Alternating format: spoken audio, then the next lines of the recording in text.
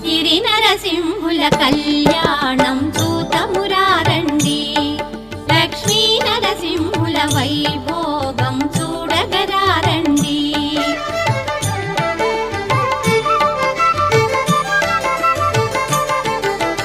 అద్భుత రూపుడు శ్రీ నరసింహుడు, క్షీరాబ్ది కన్యా శ్రీ మహాలక్ష్మి, నవదంపతులై నిలచే వైనం,